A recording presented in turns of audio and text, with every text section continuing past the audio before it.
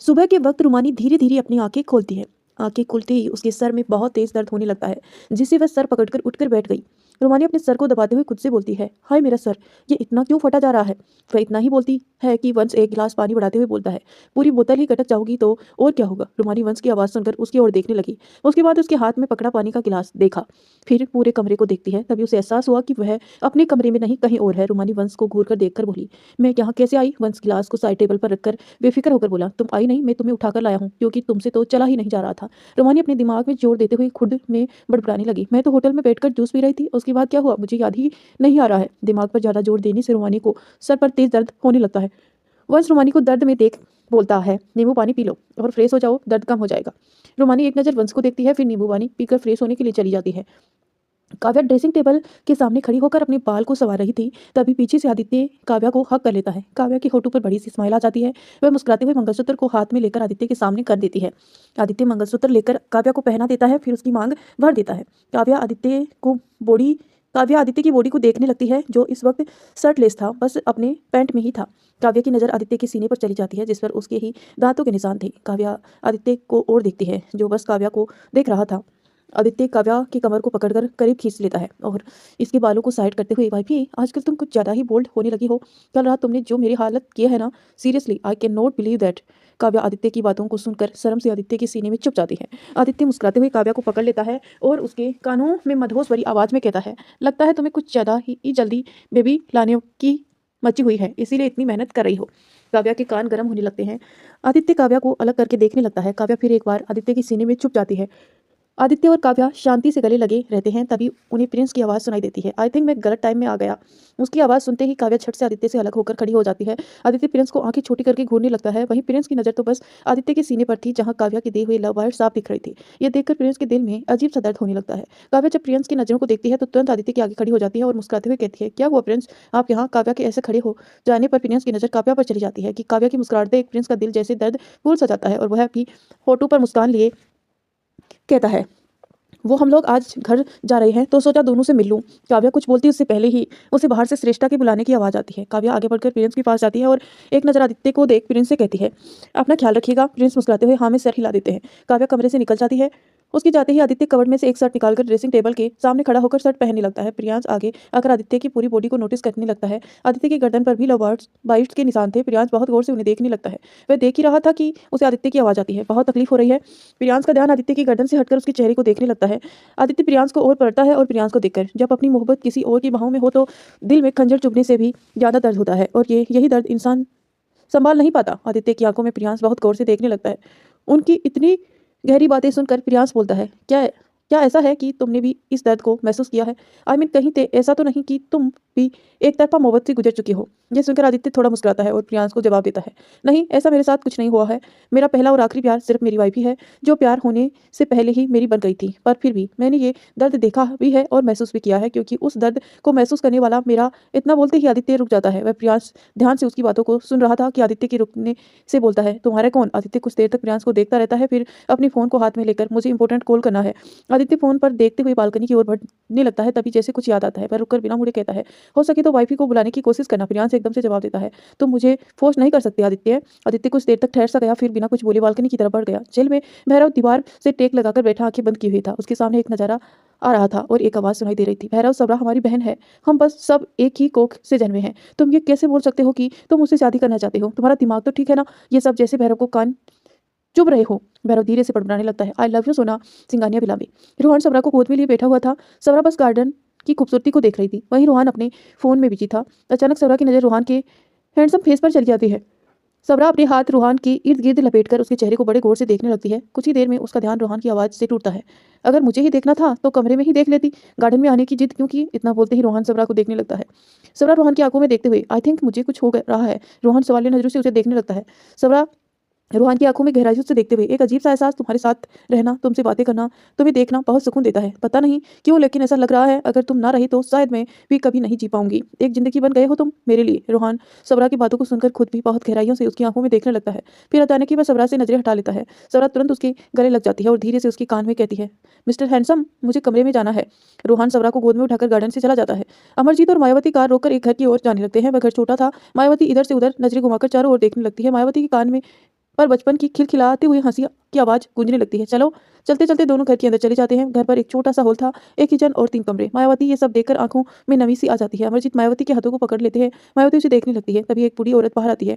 उसकी नज़र जैसे ही मायावती पर पड़ती है, उसकी आंखों से आंसू बहने लगते हैं। वही मायावती जब उनको देखती है तो जल्दी से उनकी ओर बढ़कर माँ बोलते हुए रोते हुए उसके गले लग जाती है। दोनों की आंखों से आंसू झरने की तरह बह रहे थे। वह दोनों एक दूसरे से लिपटे हुए थे। अमरजीत बस वहां खड़ा होकर दोनों को देख रहा था। मायावती की माँ दिव्यांगी मायावती से अलग होकर चेहरे को अपने हाथों में थाम कर कहती है, मेरी बच्ची कैसी है तू? मायावती बस सामने से हिला देती है। दिव्यांगी की नज़र जब अब अमरजीत पर पड़ती है तो वह जल्दी से उसकी ओर बढ़कर घुटनों पर बैठ जाती है। ये देखकर अमरजीत जल्दी से उन्हें खड़ा करके, आप ये क्या कर रही हैं? माँ की जगह वहाँ नहीं बल्कि हमारी जगह आपके कदमों पर होनी चाहिए। बोलते हुए अमरजीत दिव्यांगी के पैर छूने के लिए झुकता है, लेकिन उससे पहले ही दिव्यांगी पीछे हटकर कहती है, नहीं नहीं छोटे साहब, आपने हमारी बेटी को बचाया, उसे अपनाया, यही हमारे लिए बहुत बड़ी बात है। आप ऐसे हमारे कदमों पर मत झुकिए। अमरजीत खड़े होकर दिव्यांगी की ओर बढ़कर कहता है, आज आपके छोटे साहब नहीं, आपका दामाद आया है और एक दामाद को अपनी सास के पैर छूने, उसे आशीर्वाद लेने से आप नहीं रोक सकती। बोलते हुए अमरजीत दिव्यांगी के पैर छूता है। उसके ये करते ही दिव्यांगी की आंखों बंद हो जाती हैं। उसके हाथ कांप रहे थे, बस वह वैसे ही कांपते हाथों से अमरजीत को आशीर्वाद देती है। अमरजीत खड़ा हो जाता है। मायावती की नज़र दीवार पर टंगी तस्वीर पर चली जाती है, जहाँ एक लड़की की तस्वीर थी और उस पर फूलों की माला लगी हुई थी। ये देखकर मायावती थोड़ी हैरान सी रह जाती है। उसके मुंह से एकाएक निकलता है, काया। दिव्यांगी और अमरजीत की नज़र भी उस ओर चली जाती है। मायावती उस ओर जाकर तस्वीर को छूती है, फिर दिव्यांगी की ओर देखकर कहती है, माँ ये सब कब हुआ? दिव्यांगी की आंखें फिर एक बार नम हो जाती हैं। वह रोते हुए कहती है, जब तुम्हें यहाँ से बचाकर लेकर गए तो बड़े साहब काया को जबरदस्ती उठाकर ले गए। उसे पागल ने काया के साथ जबरदस्ती शादी की। कुछ महीनों में ही काया प्रेग्नेंट हुई और बच्चे को जन्म देते वक्त ही चल बसी। ये सुनकर मायावती बिल्कुल चिल्लाते हुए कहती है, लेकिन माँ, काया तो बस 16 साल की थी। ये सुनकर दिव्यांगी और जोर से रोने लगी। मायावती भी अब जैसे दर्द को संभाल नहीं पाती और धम से घुटनों के बल गिर जाती है। अमरजीत जल्दी से जाकर मायावती को उठाकर गले लगा लेते हैं। मायावती रोते हुए कहती है, अमर, काया छोटी बच्ची थी, वो लोग इतने बेरहम कैसे हो सकते हैं? उनकी दरिंदगी की तो हद ही नहीं है। मायावती फिर खुद में बड़बड़ाने लगती है, ये सब कुछ मेरी वजह से हुआ है। अगर मैं यहाँ से नहीं जाती तो काया के साथ कभी ऐसा नहीं होता। सब मेरी गलती है। मायावती बस उसी बात को बड़बड़ाने लगती है। अमरजीत मायावती से अलग होकर जोर से चिल्लाता है, माया। अमरजीत के ऐसे चिल्लाने से मायावती एकदम से होश में आती है और जोर जोर से रोने लगती है। वहीं दिव्यांगी का भी रो रोकर बुरा हाल हो रहा था। तभी बाहर से आदमी आते हैं। वह अंदर जैसे ही मायावती को रोते देखते हैं तो एकदम से कहते हैं, मेरी बच्ची। आवाज़ सुनते ही मायावती दौड़कर जाते हुए उसके गले लग जाती है और सिसकते हुए कहते हैं, बाबा ये सब क्या हो गया? मायावती के पापा देव्यांश मायावती के सर को हिलाते हुए, जो होना था वो हो गया मेरी बच्ची, अब आप ऐसे मत रोइए। आपको पता है ना, आपकी आंखों में आंसू हमें बिल्कुल पसंद नहीं है। मायावती थोड़ी शांत होकर देव्यांश से अलग होती है और देव्यांश दिव्यांगी को भी शांत कराते हैं। अमरजीत देव्यांश के पास आकर उसके पैर छूते हैं तो देव्यांश भी उन्हें आशीर्वाद दे देते हैं, क्योंकि उन्हें भी पता था कि अमरजीत बचपन से ही बहुत जिद्दी हैं। जो करना चाहते हैं वह करते ही रहते हैं। तो आई होप दोस्तों आपको स्टोरी पसंद आ रही होगी, और अगर ऐसा है तो प्लीज़ जल्दी से लाइक कर दीजिए और कमेंट करके ज़रूर बताना कि आपको स्टोरी कैसी लग रही है। ग्रीन प्लेस में काव्या खुद को ऊपर से नीचे तक देखते हुए, यह आपने मुझे क्या पहना दिया? काव्या ने इस वक्त ब्लैक टॉप और ब्लैक जींस के साथ ऊपर एक ब्लैक जैकेट पहनी हुई थी। वहीं आदित्य ने भी ब्लैक टी शर्ट और ब्लैक जींस और ब्लैक जैकेट पहन रखा था। आदित्य काव्या की ओर बढ़कर उसके माथे को चूम लेता है। आदित्य काव्या के हाथ को पकड़कर बाहर जाते हुए कहता है, तुम्हारे साथ एक स्पेशल मोमेंट जीने का मन कर रहा था तो बस इसीलिए पहनाना जरूरी था। काव्या अजीब नजरों से खुद को देखने लगती है। ऐसे नहीं था कि काव्या ने कभी ऐसे कपड़े नहीं पहने थे, लेकिन शादी के बाद आज पहली बार काव्या ऐसे कपड़े पहन रही थी जिससे उसे बहुत अजीब लग रहा था। आदित्य काव्या को लेकर नीचे बेसमेंट में लेकर जाता है। काव्या हैरानी से देखने लगती है। बेसमेंट पर जैसे ही ब्रेक बिक रही हो इस तरह से अलग अलग मेड की बाइक रखी हुई थी। बेसमेंट में जैसे बाइक बिक रही हो इस तरह से अलग अलग मॉडल की बाइक रखी हुई थी। काव्या आगे बढ़ते हुए बाइक को छूने लगती है। काव्या को पहले से ही बाइक चलाना बहुत पसंद था। वो बिल्कुल इसी तरह से बाइक को कलेक्ट करके रखा करती थी। एकलौती बेटी होने की वजह से विश्वनाथ ने कभी भी काव्या को किसी चीज़ के लिए मना नहीं किया था। विश्वनाथ हमेशा काव्या की ख्वाहिशों को बोलने से पहले ही पूरा किया करते थे।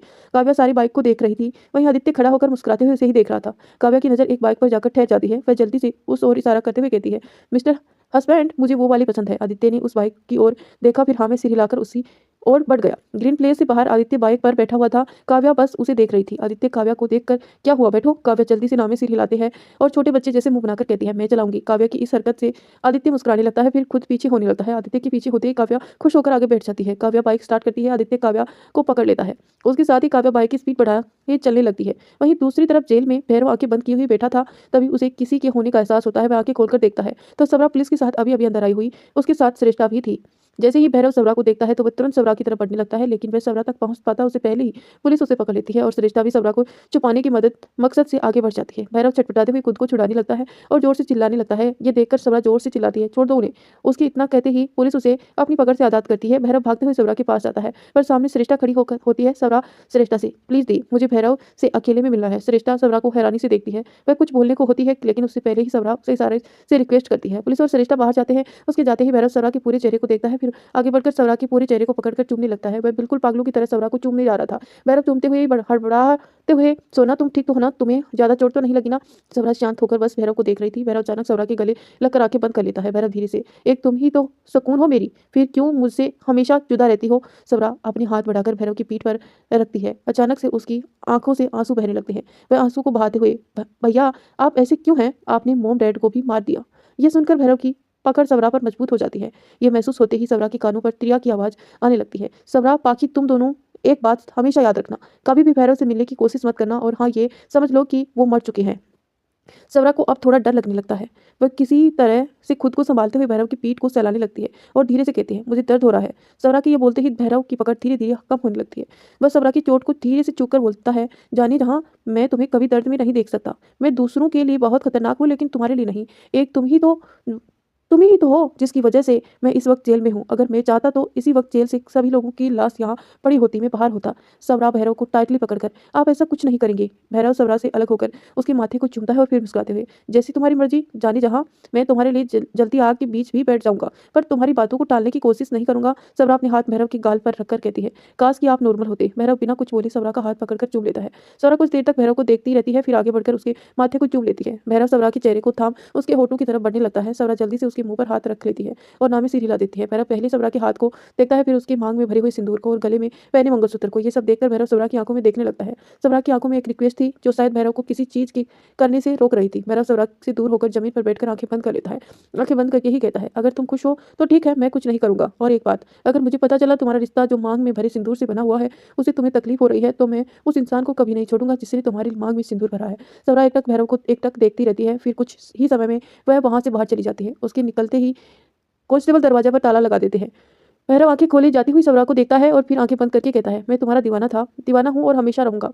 आई लव यू सोना। श्रेष्ठा और सवरा पुलिस स्टेशन से बाहर चले जाते हैं। बाहर रोहन खड़ा कार से टेक लगाकर खड़ा था और उसकी आंखें बंद थी। श्रेष्ठा सवरा के साथ लेकर कार में बैठने वाली होती है कि रोहन आंखें बंद किए ही कहता है, भाभी भाई आपका इंतजार कर रहे हैं। श्रेष्ठा रोहन को देखती है, फिर अपनी नजरें चारों तरफ घुमाती है। रोहन को की कार के पीछे थोड़ी दूरी पर ध्रुव की कार खड़ी थी और ध्रुव कार से टिककर फोन पर कुछ देख रहा था। श्रेष्ठा सवरा को बाय बोलकर ध्रुव की तरफ बढ़ जाती है।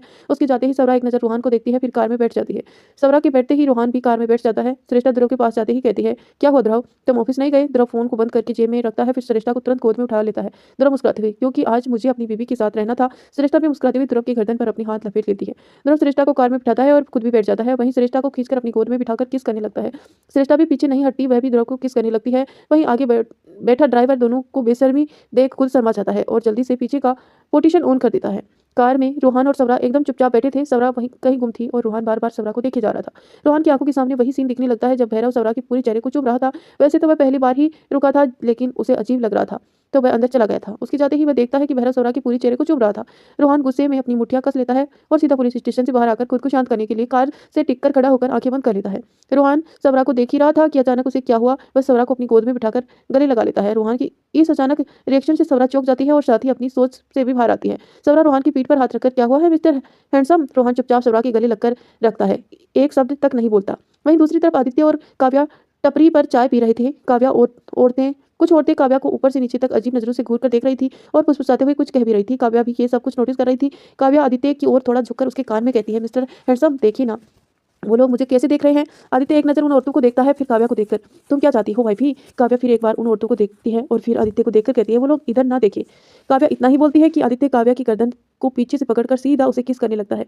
ये देखकर टपरी पर बैठे सभी लोगों के तो जैसे होश ही उड़ जाते हैं और जो औरतें काव्या को देख रही थी वह सब जल्दी से अपनी नजरें हटाकर अपने अपने काम में लग जाती है। वहां पर चाय पी रहे लोग भी ज्यादा जल्दी से वहां से भाग जाते हैं। करीब 20 मिनट की किस के बाद आदित्य काव्या के होठ को छोड़ देता है। काव्या तो शर्म से पानी पानी हो जाती है। आदित्य काव्या की चिन को पकड़कर औरतों की ओर करता है। काव्या देखती है वहां सभी औरतें गलती से भी एक नजर तक नहीं आ रही थी। ये देखकर जहां काव्या खुश थी तो वह अजीब, जब उसे इसका कारण समझ आता है तो वह घूरकर आदित्य को देखती है और कहती है, उनकी नजरों को हटाने का और भी तरीका था। आदित्य अपनी नजरें इधर से उधर करते हुए। हाँ था, पर मुझे ये तरीका बेस्ट लगा। काव्या अब पूरी तरह से आदित्य को घूरने लगती है। आदित्य खड़ा होता है और काव्या को चलने का इशारा करता है। काव्या भी खड़ी हो जाती है। आदित्य बाइक के सामने खड़ा हो जाता है। काव्या भी खड़ी हो जाती है। आदित्य काव्या को इशारा करते हुए चलो बैठो। काव्या एक बार नजर बाइक को देखती है, फिर जल्दी से नामी गर्दन हिलाते कहती है मुझे नहीं चलाना, अब आप चलाइए। आदित्य मुस्कुराते हुए बाइक पर बैठता है। काव्या पीछे जाने वाली होती है कि आदित्य उसे पकड़कर अपने आगे बैठने का इशारा करता है। काव्या हैरानी से आदित्य को देखती है तो आदित्य काव्या की कमर को पकड़कर सीधा उसे अपने आगे बैठा देता है। काव्या आदित्य के सामने आ जाती है। इस वक्त आदित्य और काव्या का चेहरा सामने सामने था। काव्या आदित्य के गले लगा लेती है। काव्या के ऐसे करते ही आदित्य बाइक स्टार्ट करता है। चंद पलों में दोनों हवा की स्पीड से वहां से चले जाते हैं। बाइक राइडिंग करके दोनों बहुत सी जगह घूमते हैं। कई जगह रुककर खालीपन में दोनों खुद को महसूस करते हैं। कई सारी बातें करते हैं। आज का दिन जैसे दोनों के लिए खुशियों से भरा हुआ था। पूरे पल को जीने के बाद आदित्य और काव्या रात को पहुंचते हैं। आदित्य काव्या को उठाकर कमरे में ले जाकर एक ड्रेस पहनाने को कहता है। काव्या थोड़ी कंफ्यूज होकर ड्रेस को देखने लगती है। आदित्य काव्या को देखकर मैंने तुम्हारे लिए बहुत प्यार से ये लाया है, एक बार पहनकर दिखाओ ना। काव्या एक नजर आदित्य को देखती है, फिर ड्रेस को लेकर वॉशरूम चली जाती है। कुछ देर में काव्या ड्रेस पहनकर आती है। रेड कलर का ड्रेस जो कि काव्या के घुटनों के ऊपर था। उसके ऊपर से एक नेट की फुल लेंथ की कोट थी, लेकिन वह काव्या के पैरों को ढक नहीं पा रही थी। रेड कलर की ड्रेस काव्या पर बहुत जच रही थी। आदित्य तो काव्या की खूबसूरती में जैसे कहीं खोसा गया था। खोए हुए ही काव्या की ओर बढ़कर उसे झट से गोद में उठा लेता है और उसकी आंखों में देखते हुए कहता है किस्मत ने हीरे से भी कीमती चीज मुझे देकर मुझ पर मेहरबानी की है, शायद यह कीमत मैं कभी ना चुका पाऊं। काव्या मुस्कुराते हुए आदित्य को देखने लगती है। आदित्य काव्या को गोद में लिए कमरे से बाहर निकल जाता है और थोड़ी दूरी पर पहुंचकर उसी कमरे में रुक जाता है जहां आदित्य ने काव्या और अपनी पहली मुलाकात की तस्वीर रखी हुई थी। इसी बीच आदित्य और काव्या की नजर बस अपनी आंखों में थी। आदित्य काव्या को गोद से नीचे उतारकर खड़ा करता है। काव्या दरवाजे को देखती है जिस पर बहुत ही परफेक्ट तरीके से वेलकम माई लव लिखा हुआ था। काव्या अपने हाथ बढ़ाकर दरवाजे को खोलती है। वह हाथ थोड़ा आगे बढ़ती है। उसके आगे बढ़ते ही काव्या के ऊपर गुलाब की पंखुड़ियां गिरती हैं। फिर अचानक कमरे का पूरा लाइट ऑन हो जाता है। सामने देखकर काव्या हैरान रह जाती है। तभी घड़ी की टिंग टिंग करने की आवाज सुनाई देती है। आदित्य काव्या के पीछे से हक करके कान में बहुत ही मधुसी भरी आवाज में कहता है हैप्पी बर्थडे वाइफी। तो आई होप दोस्तों आपको ये कहानी बहुत ज़्यादा पसंद आ रही होगी। अगर पसंद आ रही है तो प्लीज़ लाइक जरूर करना और कमेंट करके मुझे जरूर बताना कि आपको कहानी कैसी लग रही है। कमरे में चारों ओर बलून्स और रोज से बहुत ही खूबसूरत तरीके से सजाया गया था। बलून से ही हैप्पी बर्थडे लिखा, वाइफ ही लिखा हुआ था। ये सब देखकर काव्या के होठों पर बड़ी सी स्माइल आ जाती है। आदित्य जो काव्या के पीछे से हक करके खड़ा था, वह काव्या को अपनी पकड़ से आजाद करके आगे आकर काव्या का हाथ पकड़ कर ले जाने लगता है। काव्या मुस्कुराते हुए आदित्य के साथ आगे बढ़ जाती है। आदित्य काव्या को टेबल के सामने ले जाता है जो बहुत अच्छी तरह से सजाया हुआ था। उसमें केक को बर्थडे के लिए सजाया गया था। आदित्य काव्या को इशारा करता है तो काव्या की लगी जलती मोमबत्ती को फूंक बुझाती है और काव्या चाकू से केक कट करके आदित्य की ओर बढ़ती है। आदित्य काव्या के हाथ को पकड़कर कहता है भाई this is not the right way to save a birthday cake. Kavya confuse होकर आदित्य को देखने लगती है। आदित्य काव्या के हाथ से केक लेता है और काव्या की ओर बढ़ाता है। काव्या ध्यान से आदित्य को देखने लगती है। आदित्य केक की क्रीम काव्या के होठों पर लगा देता है, फिर केक को साइड में रखकर काव्या के होठों की तरफ बढ़ने लगता है। काव्या एकटक आदित्य को देखती रहती है। आदित्य काव्या के होठों पर से क्रीम को खा लेता है। काव्या कसकर अपनी आंखें बंद कर लेती है। आदित्य अब काव्या की कमर से पकड़कर उसे खींचकर पैशनेटली किस करने लगता है। काव्या के हाथ आदित्य के कंधों पर चलने लगते हैं। काव्या भी किस में आदित्य के साथ देने लगती है। करीब आधे घंटे बाद आदित्य काव्या के होठों को छोड़ उसके कान पर ही धीरे से कहता है भाई बर्थडे केक खिलाने का ये सही तरीका होता है। काव्या मुस्कुराते हुए कहती है ओके फिर तो मुझे अपनी बर्थडे केक खानी है। इतना बोलते ही काव्या आदित्य के होठों पर आइसक्रीम लगा देती है, फिर सीधे उसके होठों पर अपनी होठ रखकर क्रीम को खा लेती है। फिर एक बार दोनों एक दूसरे के होठों का रस पीने में खो जाते हैं। आधे घंटे बाद काव्या आदित्य के होठों से को छोड़ देती है। दोनों अब एक दूसरे की आंखों में देखने लगते हैं। आदित्य अचानक काव्या को गोद में उठा लेता है। काव्या आदित्य की आंखों में देखकर आपको कैसे पता कि आज मेरा बर्थडे है? मैंने तो आज तक आपको ये सब नहीं बताया। आदित्य जवाब देता है तुम जिंदगी हो मेरी और जिंदगी के बारे में किसे पता नहीं होता। काव्या कुछ बोलने को होती है कि उसका फोन रिंग होता है। काव्या फोन की स्क्रीन देखती है और फिर मुस्कुराते हुए कॉल रिसीव करती है। उसके रिसीव करते ही उधर से पिया की आवाज आती है हाय मेरी जान हैप्पी बर्थडे। काव्या मुस्कुराते हुए थैंक यू यार पिया, हर बार की तरह आंटी अंकल के बाद मैंने ही विश किया है, इस बार तो मैं ही फर्स्ट विनर हूँ। आंटी अंकल सुनते ही जैसे काव्या की आंखों के सामने अपने माँ पापा के साथ बर्थडे सेलिब्रेशन याद आने लगते हैं। जैसे काव्या का चेहरा मुरझा सा जाता है, उसके होठों पर जो मुस्कुराहट थी वह कहीं खो सी जाती है। काव्या की बिल्कुल चुप होने पर पिया हेलो हेलो करने लगती है।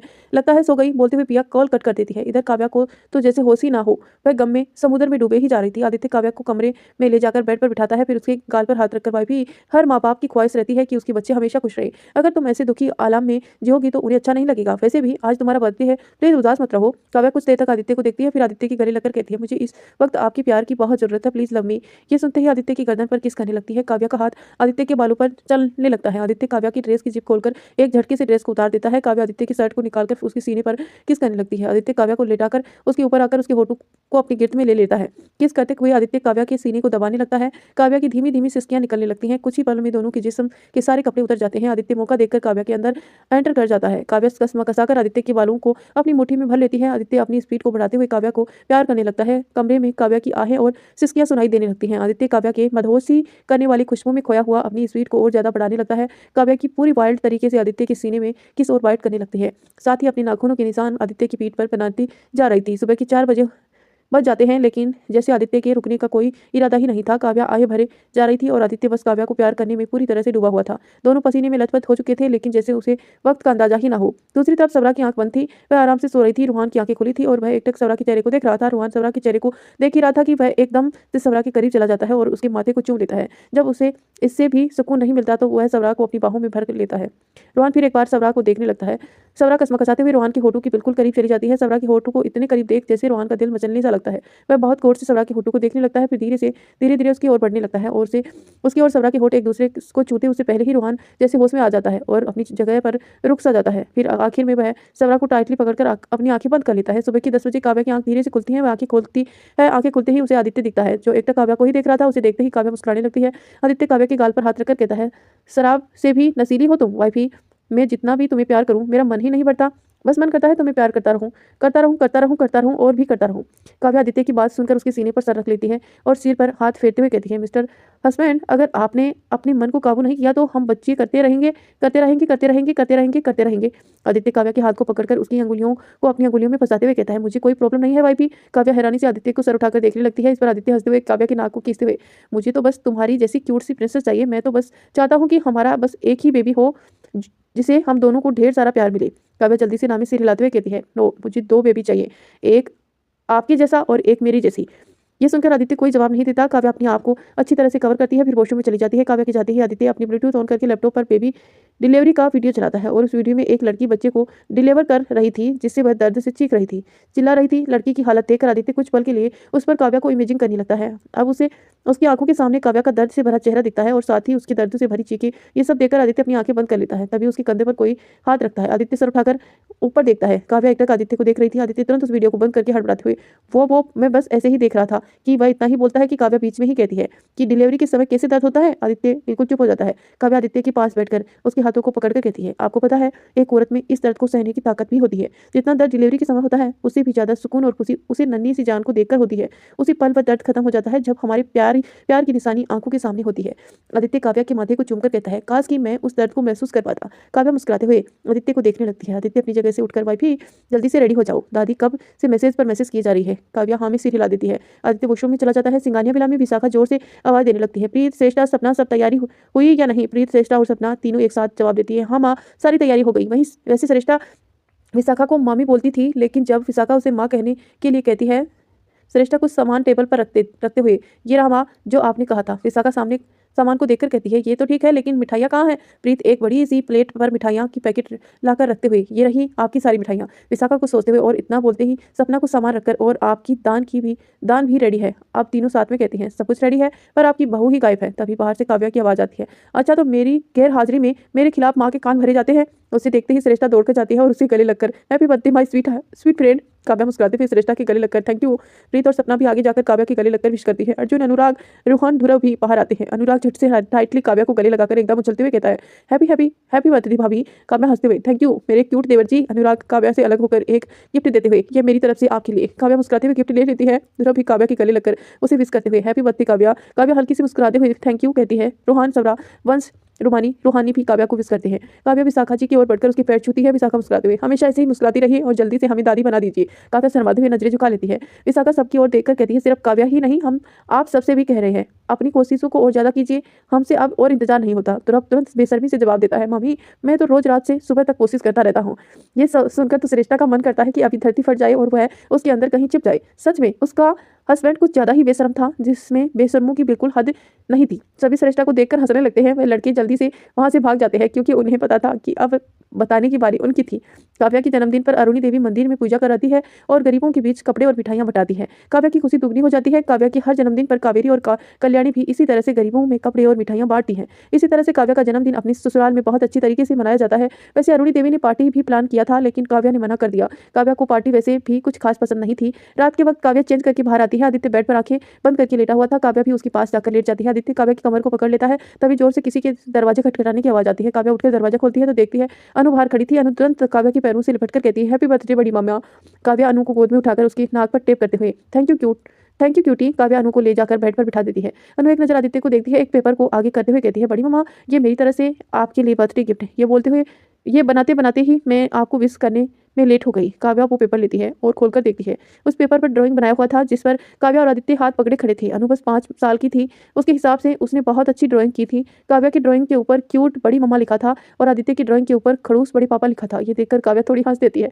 काव्या आदित्य को दिखाते हुए, मिस्टर हस्बैंड देखिए क्यूटी ने कितना प्यारा गिफ्ट दिया है। आदित्य आंखें खोलकर काव्या को देखता है, फिर उठकर उसे ड्राइंग को लेकर देखने लगता है। अनु भी आदित्य को देखने लगती है। आदित्य को अपने नाम को देखकर वहीं चढ़ जाती है। वह अनु को देखते हुए कहता है, मैं खड़ूस बड़े पापा हूँ। ये सुनकर तो काव्या की हंसी ही निकल जाती है। वहीं अनु अपनी जगह से उठकर अपने एक कमर पर हाथ रखकर बिना डरे कहती है, हाँ आप खड़ूस बड़े पापा हैं। मेरी क्यूट बड़ी मम्मा को हमेशा डांटते रहते हैं। ये बोलकर अनु बुरी तरह से आदित्य को घूरने लगती है, जैसे अभी खा जाएगी। वहीं आदित्य अपनी आंखें छोटी करके अनु को घूर रहा था। तो आई होप दोस्तों आपने वीडियो को लाइक कर दिया होगा, और अगर चैनल पर नई है तो प्लीज़ सब्सक्राइब करके नोटिफिकेशन ऑन कर लीजिए, ताकि जब भी मैं वीडियो डालूं आपको तुरंत नोटिफिकेशन मिले। दोनों के रिएक्शन देख काव्या जोर शोर से हंसने लगती है। आदित्य घूरकर काव्या को देखता है। अनु जल्दी से काव्या की गोद पर बैठकर वार्निंग लुक देते हुए कहती है, आप मेरी बड़ी मामा को ऐसे नहीं देख सकते। आदित्य अब अनु को घूरते हुए अपने मन में, इतनी छोटी सी है लेकिन तेवर तो देखो, मेरी वाइफ को मुझे ही देखने से मना कर रही है। काव्या मुस्कुराते हुए अनु को पीछे से हक करती है और आदित्य को देखकर अनु से, क्यूटी मुझे लगता है आपके खड़ूस बड़े पापा आपसे डर गए, इसीलिए उनकी बोलती ही बंद हो गई। इस पर आदित्य तुरंत बोलता, मैं आदित्य सिंघानिया एक छोटी सी पिंदी बच्ची से डरूंगा। पिंदी सुनकर तो जैसे अनु का पारा चढ़ जाता है। वह आदित्य को अजीब नजरों से देखकर कहती है, अभी मैं दिखाती हूँ ये पिंदी बच्ची क्या कर सकती है। आदित्य भी बहुत अजीब नजरों से उसे देखने लगता है। अनु काव्या को देखकर, बड़ी मम्मा आप मेरी बात सुनेंगी ना। काव्या जल्दी से अनु की गाल खींचते हुए कहती है, हाँ क्यूटी। अनु अपनी जगह से खड़ी होकर, बड़ी मम्मा आज आप बड़े पापा के साथ मत सोइए, आज मेरे कमरे में सो जाइए। ये सुनकर आदित्य की भौहें तन जाती हैं। काव्या एक नजर आदित्य को देखती है, फिर अनु को।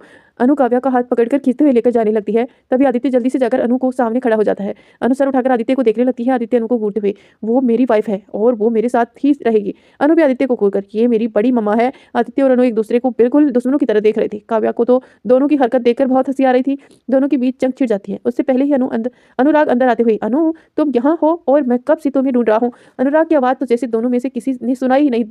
दोनों अब तक एक दूसरे को घूर रहे थे। अनुराग खड़ा होकर कभी आदित्य को देखता तो कभी अनु को। फिर आखिर में काव्या को देखकर इशारे में पूछता, क्या हुआ। काव्या अनु के हाथ की तरफ इशारा करती है तो अनुराग को थोड़ा समझ आ जाता है कि अनु ने जरूर आदित्य से पंगा लिया है। अनुराग घुटनों के बल बैठकर अनु की गाल पर हाथ रखकर, क्या हुआ अनु। अनुराग के छूने से जैसे अनु को होश आता है। वह जल्दी से अनुराग से लिपट कर कहती है, पापा बड़ी पापा ने मुझे पिद्दी बच्ची कहा, इसीलिए मैं उन्हें पनिशमेंट दूंगी। अनुराग मुस्कुराते हुए अनु की पीठ को सहलाते हुए, तो तुमने क्या पनिशमेंट सोचा बड़े पापा के लिए। अनु जल्दी से अनुराग से अलग होकर कहती है, आज बड़ी मम्मा मेरे साथ सोएगी। अनुराग हैरानी से अनु को देखता है, फिर वह भी सर उठाकर आदित्य को देखता है, जो अब आंखें छोटी करके अनु को घूर रहा था। अनुराग सिचुएशन को संभालने के लिए अनु को गोद में उठाकर, अनु मैं एक न्यू आइसक्रीम देखा है, चलो हम लोग खाते हैं। आइसक्रीम सब सुनते ही अनु की आंखें चमक उठती हैं। वह जल्दी से हाँ में सिर हिला देती है। फिर आदित्य को देखकर एक वार्निंग लुक देकर कहती है, इस बार आपको माफ किया, लेकिन अगली बार मुझसे पंगा मत लीजिएगा। इतना बोलते ही अनु क्यूट सा फेस बनाकर अनुराग के चलने के लिए कहती है। अनुराग आदित्य को एक नजर देखकर अनु को लेकर चला जाता है। उसके जाते ही काव्या आदित्य को देखती है, जो अब काव्या को ही देख रहा था। काव्या आदित्य को देखकर थोड़ा मुस्कुराती है, फिर बेड पर बैठ जाती है। आदित्य अपनी पॉकेट पर हाथ रखकर फिर उससे एक पेंडल निकालकर काव्या को दिखाते हुए, फॉर यू। काव्या पेंडल को देखने लगती है। उस पेंडल में एक के बहुत ही डिजाइन करके लिखा हुआ था। काव्या मुस्कुराते हुए आदित्य को देखती है, फिर पेंडल को उसे देखकर उसकी और पीट करके खड़ी हो जाती है। आदित्य काव्या के गले पर उसे पहना देता है। काव्या कुछ सोचते हुए कबर्ड की ओर जाकर सारे गिफ्ट को उठाकर लाती है और बेड पर बैठ जाती है। आदित्य भी दूसरी तरफ जाकर बैठ जाता है। काव्या सबसे पहले अरुणी देवी का दिया गिफ्ट खोलती है, जहाँ सुहागन का जोड़ा था और जैसे एक लाल रंग की बहुत प्यारी साड़ी, मंगलसूत्र और बहुत कुछ। पृथ्वीराज और विशाखा दोनों ने मिलकर एक गोल्ड की सीता और राम की मूर्ति दी थी। अमरजीत और मायावती ने सिल्वर की राधा कृष्ण की मूर्ति दी थी। काव्या प्रीत का गिफ्ट खोलती है, जिसमें चारों प्रीत, काव्या, श्रेष्ठा और सपना की अलग पोजेस में फोटो थी और उसके ऊपर लिखा था फ्रेंड्स फॉर एवर। ये देखकर काव्या के होठों पर मुस्कुराहट आ जाती है। ध्रुव ने कपल पोजीशन में खड़ी लड़की और लड़का और लड़की जो शादी के जोड़े में थे वह दिया था। काव्या सरिष्ठा का गिफ्ट देखती है जो काव्या की तस्वीर थी जिसे वह छोटे बच्चे की तरह आइसक्रीम खा रही थी। फोटो के नीचे लिखा था, always be like this my dear friend. Anurag ने आदित्य और काव्या की तस्वीर दी थी जिसमें आदित्य काव्या को गोद में लिए उसकी आंखों में देखकर खड़ा था। ऐसे ही सभी ने अलग अलग तरह की गिफ्ट दिए थे। आखिर में काव्या की नज़र प्रियांश के गिफ्ट पर चली जाती है। वह उसे खोलकर देखती है तो उसमें काव्या के हंसते हुए तस्वीर की फ्रेम बनी हुई थी। सारे फोटो चुपके से लिए गए फोटो थे जिसे देख काव्या सारे गिफ्ट को साइड में रखती है और लेटकर आदित्य के सीने पर सर रख लेती है। आदित्य पहले ही लेट चुका था। काव्या को महसूस कर वह उसके बालों पर हाथ फेरने लगता है। काव्या सामने देखते हुए, मिस्टर हस्बैंड, क्या प्रियांश मुझे कभी भूल पाएगा? आदित्य काव्या के माथे को चुमकर कहता है, प्यार की ताकत पर निर्भर करता है कि वो भूल पाएगा या नहीं। एक तरफा प्यार बहुत मुश्किल और दर्द देता है। वाइफी। काव्या सर उठाकर आदित्य को देखती है। आदित्य काव्या के गाल को छूकर अपने मन में, कैसे बताऊं मैं तुम्हें वाइफी, तुम्हारी माँ भी तो मेरे पापा का पहला और एक तरफा प्यार थी। अर्जुन का कमरा। अर्जुन बेड पर अपने सर को टेक लगाकर बैठा हुआ था। उसकी आंखों के सामने उसकी आवाज़ गूंज रही थी, काव्या, जब से तुम आई हो हमारे घर का सुख चैन सब कुछ खत्म हो गया है। जो कुछ भी होता है हमेशा तुम्हारी वजह से होता है। गूंजती आवाज़ से अर्जुन का ध्यान हट कर सा जाता है। वह आंखें खोलकर देखता है तो प्रीत उसके कंधे पर हाथ रखते हुए थी। प्रीत अर्जुन को देखकर, अपनी कही हुई बातें याद आ रही हैं? अर्जुन उठकर खड़ा होकर, मैं घर का सबसे बड़ा बेटा होने के बावजूद इतनी घटिया बातें कैसे सोच सकता हूँ? मैंने गुस्से में आदित्य और काव्या दोनों को ही पता नहीं क्या क्या बोल दिया। मैं इतना गिल्ट में भर चुका हूँ कि अब तो मैं उसे नजर तक नहीं मिला पा रहा हूँ। प्रीत अर्जुन के कंधे पर हाथ रखकर, अर्जुन, मन में गिल्ट को रख के रहने से रिश्ते और ज्यादा बिगड़ जाते हैं। एक बार आप हिम्मत करके उसे नजरें तो मिलाइए।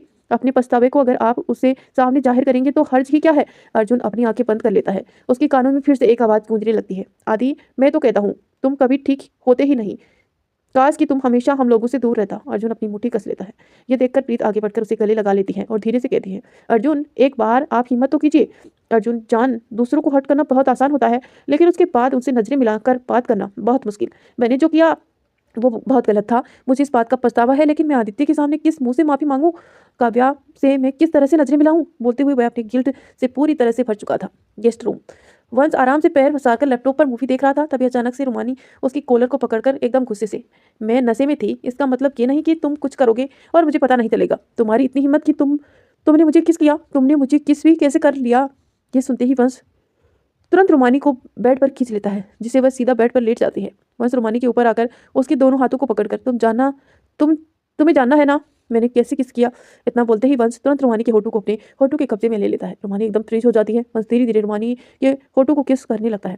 वह बड़ी मजे से रुमानी के होठों पर रस पिए जाने रहा था। रुमानी तो जैसे सदमे में चली गई थी, थोड़े भी हिल नहीं रही थी। वंश आंखें बंद करके कभी रुमानी के होठों के ऊपरी हिस्से को चूमता तो कभी निचले हिस्से को। वंश रुमानी को किस करने में पूरी तरह से खो चुका था। करीब आधे घंटे बाद वंश धीरे से रुमानी के होठों को छोड़ देता है और उसे देखने लगता है। रुमानी लंबी लंबी सांसें लेने लगती है। रुमानी अपनी सांसें नॉर्मल करके एकदम गुस्से में वंश से भड़कने को होती है कि उससे पहले ही वंश रुमानी के होठों पर उंगली रख देता है और उसके होठों को देखकर, मुझे तुम्हारे मुंह को अपने लबों में बंद करने में 1 मिनट भी नहीं लगेगा। इतना बोलते ही वंश रुमानी की आंखों में देखने लगता है। रुमानी तुरंत उसे नजरें फेर लेती है। नजरें फेरने से वंश कहता है, लिसन टू मी, रुमा, मेरी आंखों में देखो। रुमानी वैसे की वैसे ही रहती है। वंश रिक्वेस्ट करते हुए, प्लीज रुमा, मेरी आंखों में देखो। रुमानी धीरे से मुड़कर वंश को देखती है, फिर उसकी आंखों में। वंश भी रुमानी की आंखों में गहराइयों से देखते हुए कहता है, रुमा, आई नो कि मैंने बचपन से तुम्हें बहुत परेशान किया, बट अब हम बच्चे नहीं रहे। बचपन अब खत्म हो चुका है, तो क्या तुम बचपन की हमारी सारी जितनी भी लड़ाई है उसे खत्म नहीं कर सकती? क्या ऐसे नहीं हो सकता कि हम दोस्त बनकर बड़े बिना लड़े रहे? रुमा गुस्से में, दोस्त? इस हरकत के बाद तो मैं तुमसे दोस्ती क्या कोई रिश्ता ही ना रखूं। वंश, ओ गॉड रुमा, तुम्हें तो लड़ाई करने के सिवा कुछ आता ही नहीं है। मैं तुम्हें किस किया क्योंकि तुमने मुझसे पूछा, और उस दिन मैंने तुम्हें किस किया क्योंकि तुमने मुझे अट्रैक्ट किया था। सच में तुम उस दिन बहुत अट्रैक्टिव लग रही थी। वंश की बात सुनकर रुमा खुद को छुड़ाते हुए, यू इडियट, गधे, उल्लू के पट्टे, छोड़ो मुझे। वंश रुमानी को और ज्यादा टाइटली पकड़कर, नहीं छोड़ूंगा। क्या कर लोगी? रुमानी रूहान अपनी पूरी ताकत लगाकर खुद को वंश से छुड़ाने की कोशिश करती हुए, मैं आंटी को बता दूंगी कि तुमने मुझे किस किया, फिर देखना वो तुम्हारा क्या हाल करेगी। वंश मुस्कुराते हुए, ठीक है बता दो, मुझे कोई फर्क नहीं पड़ता। रुमानी जल्दी जल्दी आगे बढ़कर वंश की गर्दन पर जोर से काट लेती है जिसे वंश एक आह के साथ रुमानी को छोड़ देता है। रुमानी वंश को धकेलकर बेड से उठ जाती है और सीधा कमरे से भाग जाती है। वंश अपनी गर्दन पर हाथ रखकर दरवाजे की तरफ देखते हुए, सैली गर्ल, रूहान का कमरा। सवरा रूहान की गोद पर सर रखे हुए थी। रूहान सवरा को सर को दबा रहा था। सवरा की आंखें बंद थी। रूहान सवरा को देखकर, अभी दर्द हो रहा है? सवरा धीरे से अपनी आंखें खोलकर रूहान को देखती है, फिर हामी से हिला देती है। रूहान अपने हाथ में दवाई लेकर फिर एक बार सवरा के सर पर लगाकर दबाने लगता है। सवरा फिर एक बार आंखें बंद कर लेती है। रात के करीब 12 बज चुके थे। अब तक रूहान सवरा के सर को दबाई जा रहा था। रूहान सवरा पर ध्यान देता है जो सो चुकी थी। ये देखकर रूहान अपने हाथ रोककर सवरा को अच्छे से लेटाता है और उसके सर को तकिए पर रखता है। रूहान बेड से उठकर वॉशरूम में चला जाता है। फिर कुछ देर में फ्रेश होकर वो भी सवरा के बराबर में लेट जाता है। लेकिन अपनी आंखें खोल लेता है। ये देखकर रोहान उसे देखता है। फिर से दर्द हो रहा है क्या? सवरानी नावे सिर हिलाकर कहती है। मिस्टर हैंडसम, मुझे बहुत ज़्यादा ठंड लग रही है। रोहन सवरा को अच्छे से ब्लैंकेट में कवर करता है और अपनी बाहों में भरकर सो जाता है। तभी सवरा कहती है, तुम्हारे कपड़े बहुत ठंडे हैं। रोहन कुछ देर तक सवरा को देखता है, फिर अपनी शर्ट निकालकर साइड में रख देता है। जैसे ही सवरा रोहन के नग्न शरीर को छूती है, उसे राहत सी मिलती है। रोहन सवरा को अपनी बाहों में भर लेता है। वहीं सवरा रोहन के खुले सीने पर अपना चेहरा छुपा लेती है। रोहन सवरा के बालों में हाथ फेरते हुए आंखें बंद कर लेता है। वहीं सवरा भी सुकून से अपनी आंखें बंद कर लेती है। तो दोस्तों, इसी के साथ इस कहानी को यहीं ऐड करते हैं। मिलते हैं नेक्स्ट चैप्टर में। तब तक के लिए आप वीडियो को लाइक करें और चैनल पर नहीं है तो सब्सक्राइब करके नोटिफिकेशन ऑन करें। धन्यवाद दोस्तों, मिलते हैं नेक्स्ट पार्ट में।